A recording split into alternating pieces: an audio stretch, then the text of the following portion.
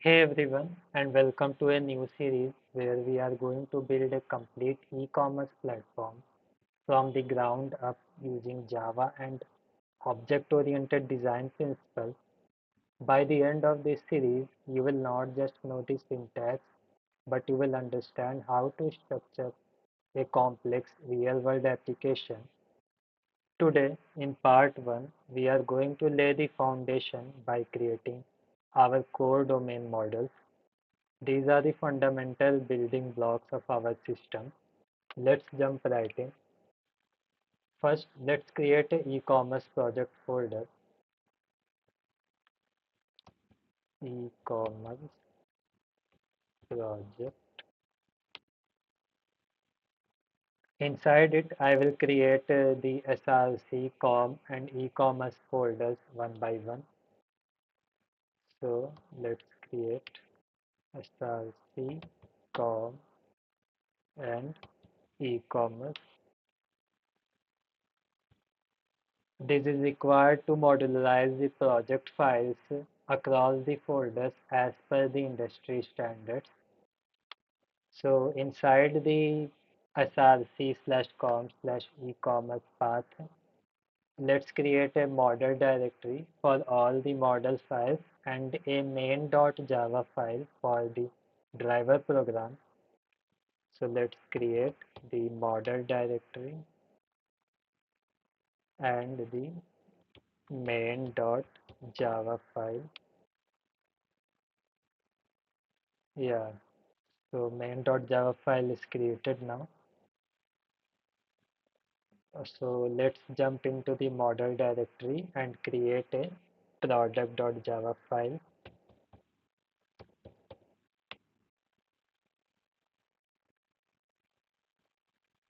The product.java file is required to represent the products. Since not all the products are same because a laptop has different properties than a book, so we will use the inheritance to represent the laptop and book objects separately. We will create an abstract base class here using product. This is a key object-oriented programming concept called abstraction. Thus, we are defining a general contract here that all products must follow.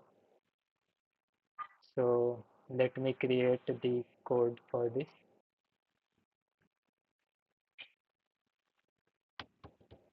Public abstract class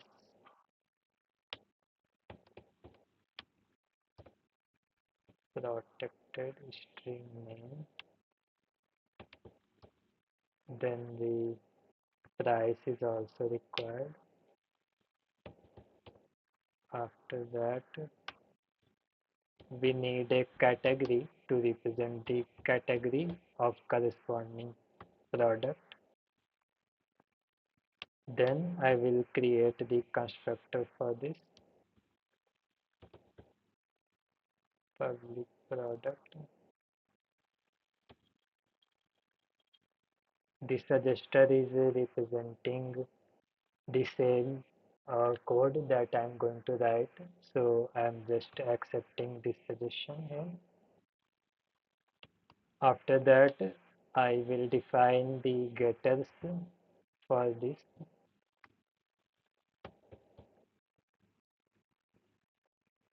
Public string get name. Yes, this name is to be returned through this. After this,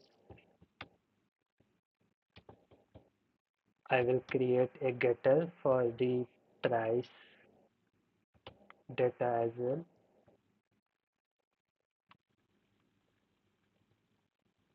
Then same will be copied for the category as well.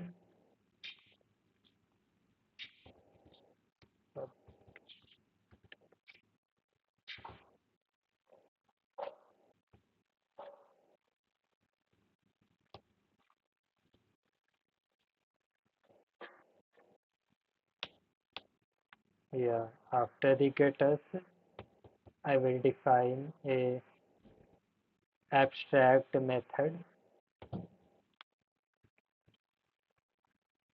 Cool. So our product.java file is ready now.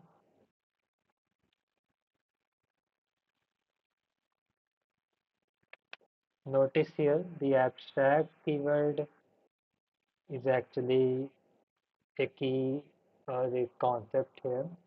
This means we can't create a product object directly. It forces us to create specific types of products. We also have an abstract method displayDetails here. This enforces polymorphism.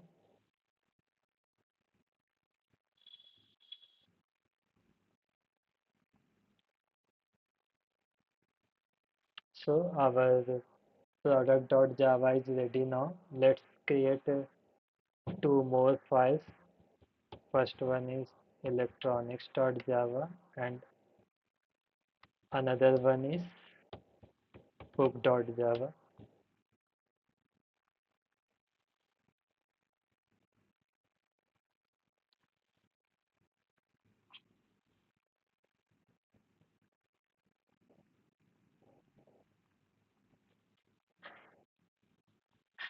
Inside electronics, this will extend the products class.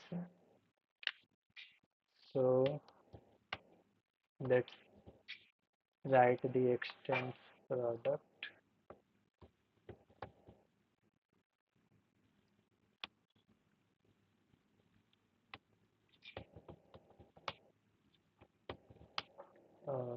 Let's define an attribute named as brand.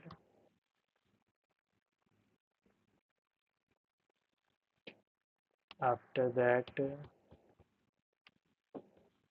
a model attribute is required as well. Then required a constructor here, public electronics.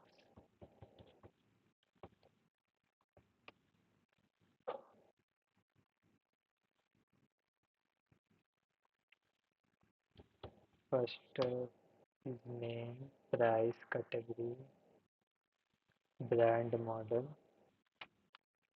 So the brand and model attributes are the exclusive for the electronic plant class, and rest of the attributes are inherited from the product class.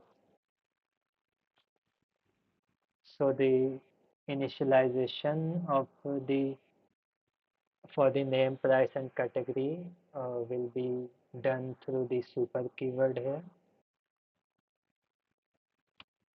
After that, let's override the display details function that was defined in product.java class. So let's define the implementation inside the display details. Display details.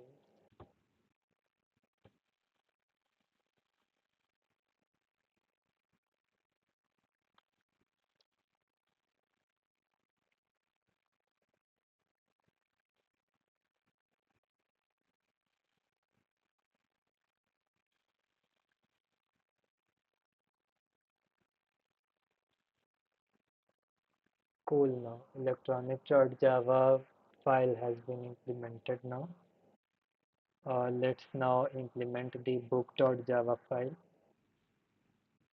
Here it will also extend the product class.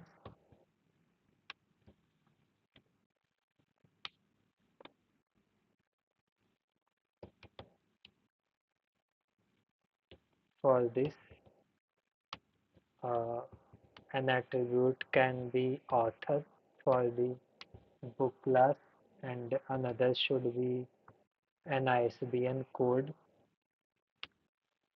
After that, let's define the constructor for book class. Parameters would be similar to that of electronics class, except that the author and ISBN parameters should be passed as well. So this is the definition for the book class object. Let's now implement the display details function for this class as well. Public void display details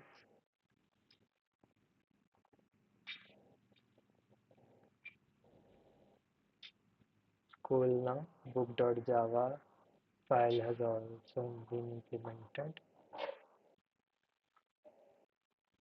So now we have a flexible hierarchy here. Adding a new product type like clothing would be easy now. We would just create a new class for the clothing that would just extend the product, and then we will be done there.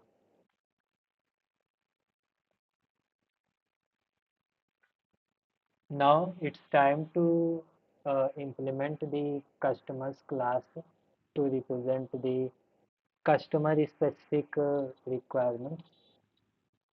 So this would be a straightforward class that would use encapsulation, and inside this the private and uh, public getters and setters would be available.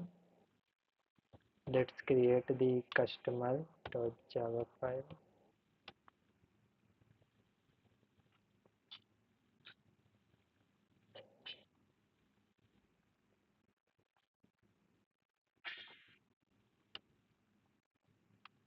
For this, a customer should have the name, email, and its order history. So to keep it simple, let's consider these three properties only.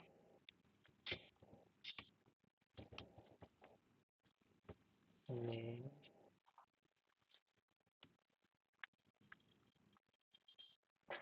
another one email,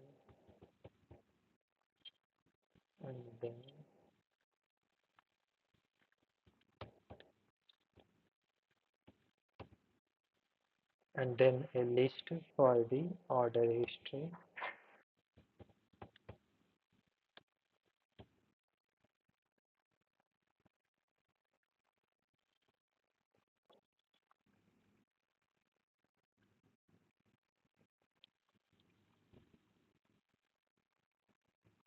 So yeah, order history attribute has been created.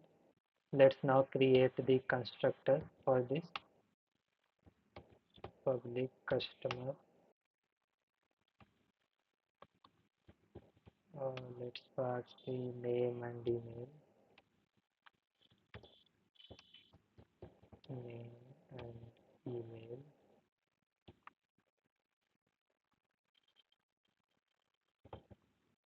This dot name is equal to name, and this dot email is equal to email. This dot order history is equal to new array list.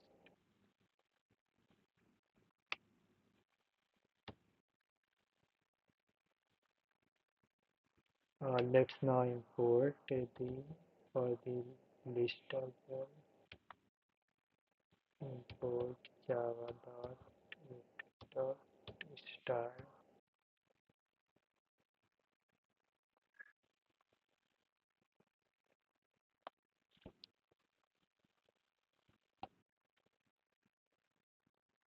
order cannot resolve to a type.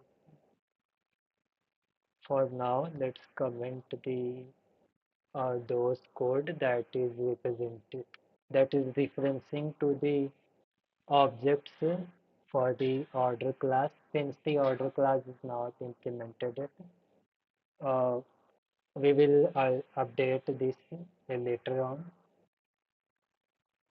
Let's now define some more utility functions, such as payment related functions like checkout, and this would take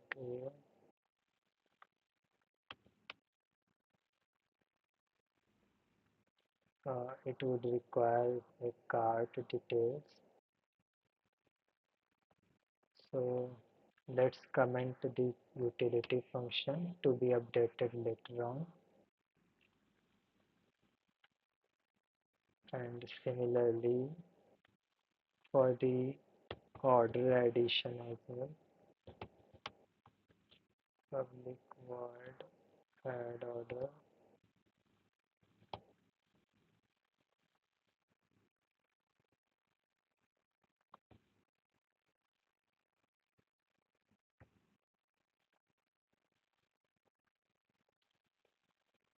let's define the getters for this. Public string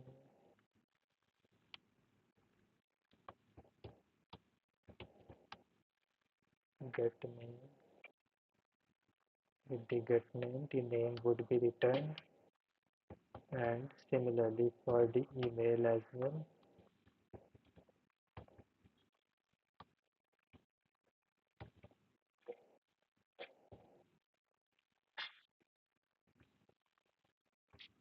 This would return email, and similarly for the order history.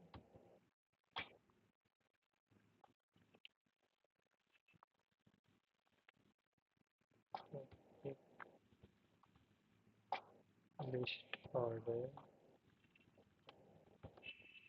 get order history,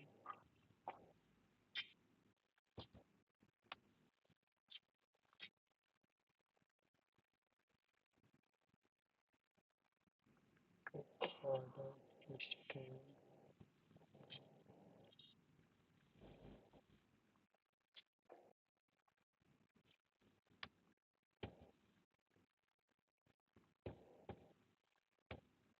So this would be used later.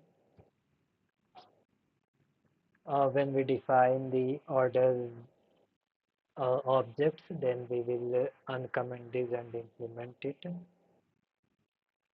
So with this, the skeleton of the customer.java is implemented now. So let's wrap this here for the part 1. We have set up our core domain models here using inheritance, abstraction, polymorphism, and encapsulation.